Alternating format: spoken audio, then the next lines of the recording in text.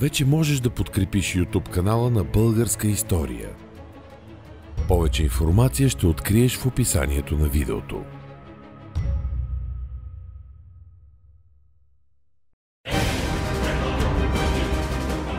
През 1018 година Василий II успява да унищожи първото българско царство след близо 4 десетилетия на постоянни войни.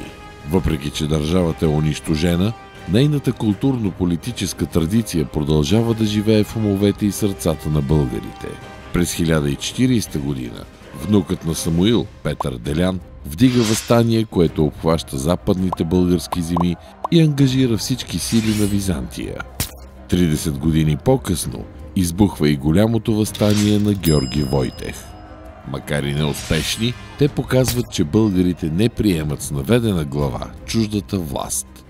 Годините между 1080 и 1180 са изпълнени с постоянни нашествия на племена от евразийската степ в българските земи.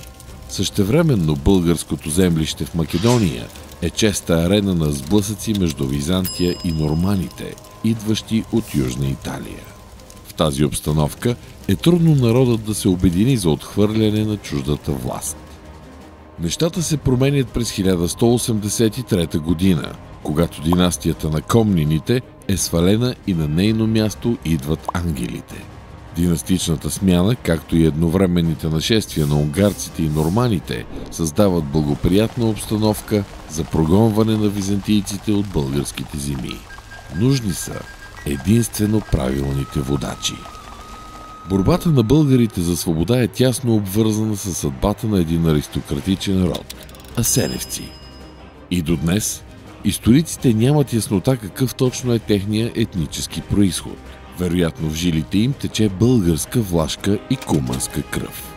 Това, което е важно, е, че асеневци без всякакво съмнение се определяли за владетели на българите и припознавали българската културно-политическа идентичност като своя. След като стремежът им да се издигнат във византийската армия бил пресечен от император Исак II Ангел, братята Асен и Петър се вдигнали на бунт, увличайки със себе си населението на земите между Стара планина и река Дунав. Въстанието им било прогласено на Димитров ден, а свети Димитър Солунски бил обявен за поддръжник и закрилник на бунта. Войската, която братята Асен и Петър се взели да организират, била миш-маш от различни местни отряди – кумани, влашки наемници и дори разбойнически банди, обитаващи Стара планина, които се присъединили към въстанниците. Тяхната численост била ограничена и вероятно не надхвърляли 4000 души. Показателно е, че за окупиране на Рило-Родопския район Асен изпратил отряд начело с Добромир Хрис, наброяващ 500 души.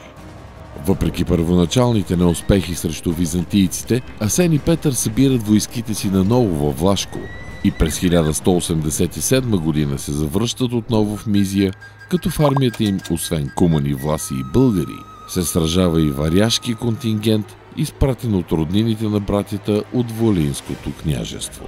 Тази пъстра войска, съставена от наемници и авантюристи, успява да постави под свой контрол земите между реките Осъм и Вит, а през 1190 година основните византийски сили, начело с император Исак II Ангел, са разбити в Тревненския проход.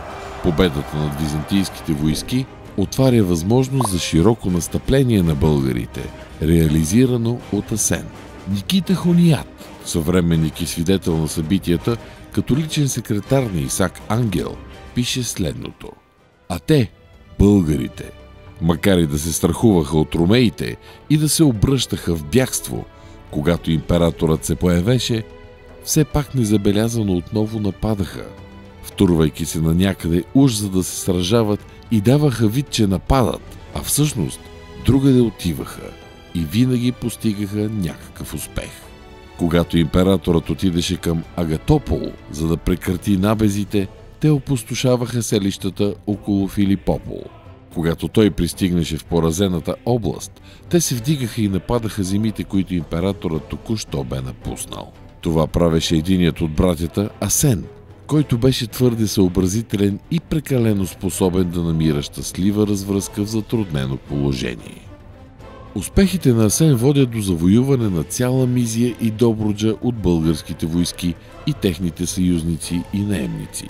Впоследствие Асен успява да превземе Солун и да окупира земите по течението на река Дунав чак до Белград. След убийството на Асен през 1196 година, короната е поета от брат му Петър, а след това и от техния трети брат Калоян, който завършва консолидирането на българските земи с завземането на Варна през 1201 година. Също както и държавната администрация, структурата на българската армия през Второто българско царство е копирана от Византийската империя и по-специално от модела, наложен от династията на Комнините. Върховен главнокомандващ е владетеля, следван от великия войвода, който бил висш аристократ, назначаван да замества царят по време на поход. Отделни войскови съединения били поставени под командването на войводи, ранг равен на византийските стратези и съвременните генерали. Под тях управителите на области носели титлата Севаст, а дуковете и примикюрите контролирали регионалните звена и отделните крепости. Също както византийската войска, в основата на пехотните съединения бил отряд, наброяващ около 1000 души, разделен на звена от 100, 50 и 10 войници. Кавалерията била организирана в отряди, наброяващи между 300 и 500 бойци, наричани от византийците алагия, еквивалент на по-късните ескадрони. Те също се делели на звена от по 100, 50 и 10 бойци. Според хрониката на Анри дю Валансиен, през 1211 година българите разполагали с общо 76 бойни отряда и 2 отряда кавалерия, т.е. около 7600 пехотинци и около 1000 конници. Тази информация съвпада и със сведенията за битката при Русион от 1206 година, в която Калоян разполага с около 6000 бойци. Отделно от тази фиксирана структура, която се отнасяла до войските, набирани от българските земи, немническите отряди се групирали на база своите собствени порядки, като власите и куманите спазвали своето родово племенно деление и се подчинявали на собствените си водачи. Хрониката на Жофруа дю Вилардуен, описваща битката при Адрианопол, ясно показва, че куманите действали като самостоятелно звено в рамките на българските походни армии. Българската армия в периода на Второто българско царство следва тенденциите в осигуряването на снаряжение, характерни за Византия и Балканите. Това означава, че освен локалното производство на защитна екипировка и оръжие, в арсенала на тогавашните войски влизало и доста вносно снаряжение. Така, например, в хрониката на Анри дю Валансиен се споменава, че по време на битката при Филипопол през 1208 година остриетата на българските копия били изработени от чешка стомана. По същността на своята екипировка войските се делели на тежка и лека, съответно пехота и конница. Осигуряването на снаряжението било свързано с социалния статус на бойците в феодалната епоха.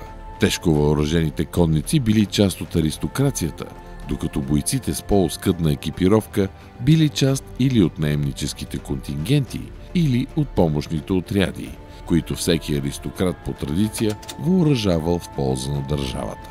Запазените оръжия и доспехи свидетелстват за добре снабдени гарнизони, за които се полагала особена грижа. От гледна точка на разнообразие, българите са познавали и ползвали всички оръжия, достъпни в тогавашна Европа. Различни видове мечове, копия, бойни секири и боздогани, както и разнообразие от копия, пехотни, кавалерийски и метални. За стрелба са използвани най-вече лъкове, снабдени с набор от разнообразни стрели, чието различни накрайници били предназначени за поразяване на точно определени мишени. Броните са най-често ризници, направени или от преплетени хълки, или от застъпващи се люспи, или от метални пластини, прикрепени една до друга. В това отношение защитната екипировка напомня по стил по-скоро на византийската, отколкото на снаряжението носено от западноевропейските армии.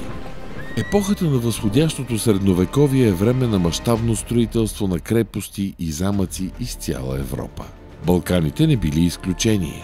По тази причина на българските войски нерядко се налагало да се изправят под стените на могъщи укрепления, пазещи териториите на техните врагове.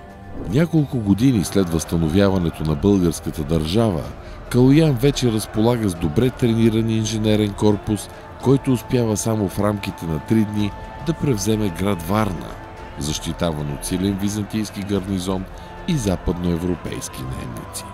Ето как Никита Хуният, съвременник на събитията, описва случилото се.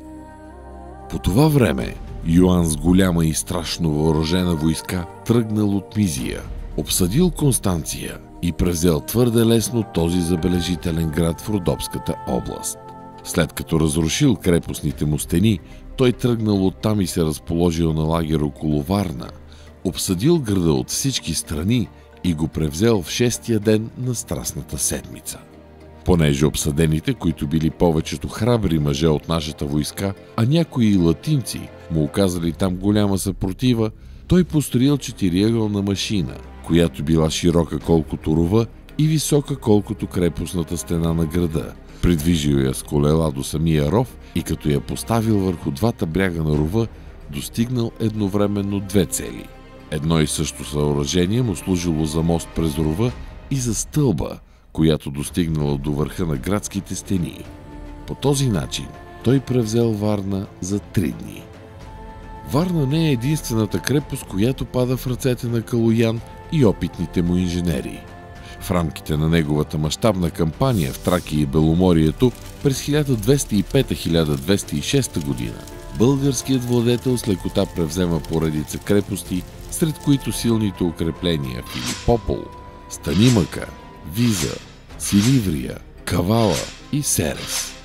По-късно Йоан Асен II ще завладее Адрианопол, а войските на Теодор Светослав съумяват да подчинят силните черноморски крепости Месемврия, Анхиало и Аполония. Освен да превземат крепости, българите се оказали доста опитни и в тяхната отбрана.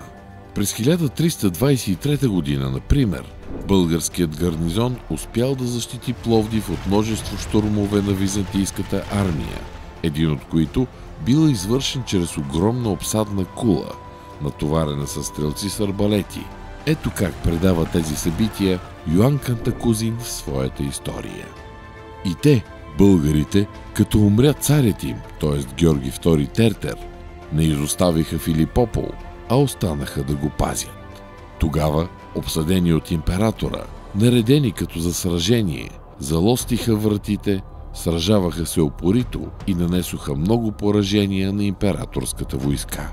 И тъй императорът ги обсажда в продължение на 4 месеца, като всекидневно ги атакуваше. Като вече губеше надежда, един от германците, специалист по обсадно дело, му вдъхна надежда, че градът може да бъде превзет. По заповед на императорът, германецът направи такава машина на 16 колела с дървена постройка отгоре, която можеше да побере 100 мъже и се движеше чрез бутане от войниците, разположени в нея. Отгоре щяло да има кула с 5 площадки за стрелци, а на всяка да има по 8 души, въоръжени с латински лъкове. За късмет на българите, кулата пропаднала в стара цистерна, разположена край крепостните стени и не могла да изпълни своя замисъл. Успоредно с превземането и отбраняването на крепости, в България се развива и строежа на нови укрепления и поправката на вече съществуващите от византийско време. Най-величественият пример за крепостна архитектура от онези времена е столицата Търновград и укрепленията, отбраняващи хълма Царевец. Укрепленията с дебелина между 2,7 и 3,6 метра, покривайки целия венец на хълма. Входът към крепостта се осъществява през 5 последователни порти, укрепени с по няколко кули, разположени стъпаловидно, на височина от по няколко десетки метра една над друга. Допълнителни укрепления са прокарани по билата на хълма, за да защитят основните квартали, разположени в подножието на царския хълм. Освен столицата, изключително силни и добре укрепени са били градове като Средец, Крън, Станимъка, Видин, Никопол и Кървуна. Всички тези главни крепости, както и поддържащите ги по-малки укрепления, са формирали сложна и добре замислена мрежа, която е осигурявала отбрана в дълбочина срещу потенциални заплахи от всички страни. Паралелно с крепостите продължава използването на укрепени проходи, така наречените клисури, наследство от византийския период и Първото българско царство. За охрана на крепостите и защита на проходите от разбойници, българската държава раздава привилегии на определени селища, които се групират в отделна социална категория, наречени войнуци. Впоследствие тази прослойка ще бъде запазена поради своята ефективност и от Османската империя. Към тях се прибавят и специализирани гарнизони, съставени от опитни наемници. Така, например, отбраната на Пловдив през 1323 година се ръководи от руски командир, подпомаган от унгарци и алани, допълващи българския гарнизон. Второто българско царство водило много и славни сражения в своята тривековна история. Предците ни се борели както срещу могъщите западни рицари, така и срещу опитните византийски войски и страховитите монголски и османски нашественици. В своите описания, оставени за делата на българите, тогавашните хронисти не пропускат да отбележат храбростта и дисциплината на българските войници, както и страхът, който всявали у враговете си в битка. В една епоха, в която България е обкръжена от врагове от всички страни, нейната славна армия изнася на върховете на своите копия и мечове свободата, независимостта и величието на българската държава.